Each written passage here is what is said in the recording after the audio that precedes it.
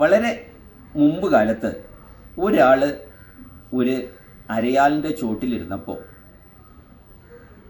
അതിലേ പോയ ഒരു വഴിയാത്രക്കാരൻ ഒരു ചോദ്യം ചോദിച്ചു. അതിങ്ങനെയാണ്: പാതിയാലിൻ ചുവട്ടിൽ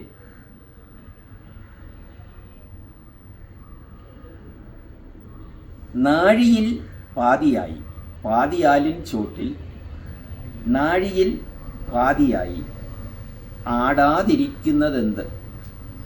ഒന്നുകൂടെ ഞാൻ ചോദ്യം പറയാം. പാതിയാലിൻ ചുവട്ടിൽ നാഴിയിൽ പാതിയായി ആടാതിരിക്കുന്നതെന്ത്? അപ്പോൾ ഈ അരയാലിൻ്റെ ചോട്ടിലിരുന്ന മനുഷ്യൻ ഉത്തരം കൊടുത്തു: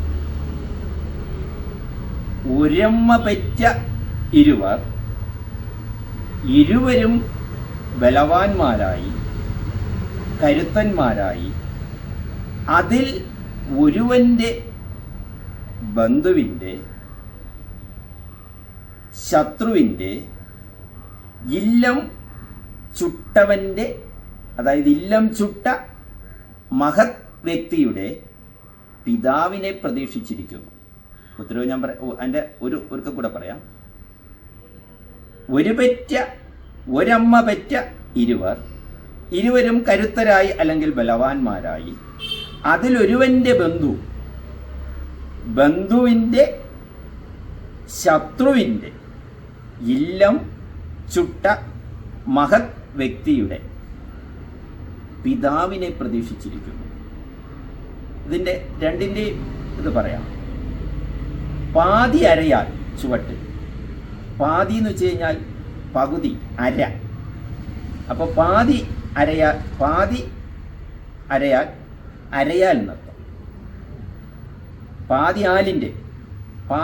പാതിക്ക് പകരം അര ചേർത്തു, അപ്പോൾ അരയാലിൻ്റെ ചോദ്യം. അത് കഴിഞ്ഞിട്ട് നാഴിയിൽ പാതി, നാഴി പണ്ടത്തെ ഒരു അളവാണ്. അതിൻ്റെ പാതി എന്ന് വെച്ചാൽ ഉരി എന്ന് പറയും, അറിയാമോ? നാഴിയുടെ നേർ പകുതിയെ ഉരി. എൻ്റെ കുട്ടിക്കാലത്തൊക്കെ വാങ്ങിച്ചിട്ടുണ്ട് നാഴി അരി, ഉരി അരി. അപ്പോൾ നാഴി അരി വാങ്ങാൻ പൈസ ഇല്ല എങ്കിൽ ഉരി അരി പോയി വാങ്ങും, അതിൻ്റെ നേർ പകുതി. അപ്പോൾ അതിൻ്റെ അർത്ഥം ഉരിയായി.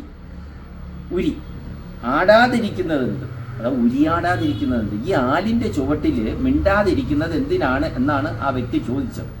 ഞാനീ പറയുന്നതിന് ഒരു ലക്ഷ്യമുണ്ട്. അപ്പോൾ മറ്റേ വ്യക്തി, ഈ ചോദ്യം കേട്ട വ്യക്തി പറഞ്ഞത്, ഒരമ്മ പറ്റ ഇരുവരും കരുത്തന്മാർ അല്ലെങ്കിൽ ബലവാൻ, അതായത് ബാലി സുഗ്രീവന്മാരെയാണ് അവിടെ പ്രതീക്ഷിക്കുന്നത്. ഒരമ്മയെന്ന് വെച്ചാൽ അരുണയാണ് ബാലിയെയും സുഗ്രീവനെയും പ്രസവിക്കുന്നത്. ഇന്ദ്രൻ്റെ അരുണയുടെ ആദ്യ ബാലി എന്ന് പറയുന്നത് ഇന്ദ്രൻ്റെ മകനും സുഗ്രീവൻ എന്ന് പറയുന്നത് സൂര്യഭഗവാന്റെ, രണ്ടും പ്രസവിക്കുന്നത് അരുണ തന്നെയാണ്.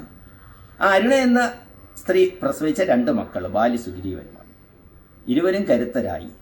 അതിലൊരുവൻ്റെ ബന്ധു എന്ന് വെച്ച് കഴിഞ്ഞാൽ മര്യാദാ പുരുഷോത്തമനായ ശ്രീരാമനെയാണ് ഉദ്ദേശിച്ചത്. ആ ശ്രീരാമൻ്റെ ശത്രു എന്ന് പറയുന്നത് രാവണനാണ്. ശത്രുവിൻ്റെ ഇല്ലം ചുട്ട, അതായത് ഹനുമാൻജിയാണ് ഓർമ്മിക്കുന്നത്. ഹനുമാൻജിയുടെ പിതാവിനെ നോക്കിയിരിക്കുന്നു. പിതാവാര്? കാറ്റ്, വായുവിന് കാറ്റ് കൊള്ളാൻ വേണ്ടിയിരിക്കുന്നു. ഞാൻ ഇവിടെ പറഞ്ഞു വന്നത് അരയാൽ വൃക്ഷത്തിൻ്റെ പ്രത്യേകതയാണ്. ആ കാലത്ത് ആൾക്കാരുടെ ബുദ്ധി അല്ലേ, എനിക്കിത് വലിയൊരു കാര്യമായിട്ടാണ് ഞാനിത് കേട്ടത്. കാര്യം ഞാൻ MA MPhil ഒക്കെ പഠിച്ചിട്ടുണ്ട്. എനിക്കിതേപോലത്തെ ഒന്നും, ഞാനിത് അന്ന് പറഞ്ഞ ഒരാളുടെ അർത്ഥം അവരേന് തന്നെ ഗ്രഹിച്ചതാണ്. അതിൽ അല്പസ്വല്പമൊക്കെ കുറവൊന്നിരിക്കാം.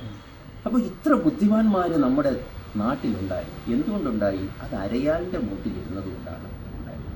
ഈ അരയാലിൻ്റെ മൂട്ടിലിരിക്കുന്ന കാര്യം പറഞ്ഞപ്പോഴാണ് എനിക്കൊരു ഗുരുവിനെ സ്തുതിക്കണമെന്ന് തോന്നുന്നത്. അത് എന്നെ പഠിപ്പിച്ചിട്ടുള്ള എല്ലാ ഗുരുക്കളും ആയിക്കോട്ടെ, ഈ ഗുരു തന്നെ ആയിക്കോട്ടെ, എല്ലാ ഗുരുക്കൾക്കും വേണ്ടി ഞാനത് ഗുരു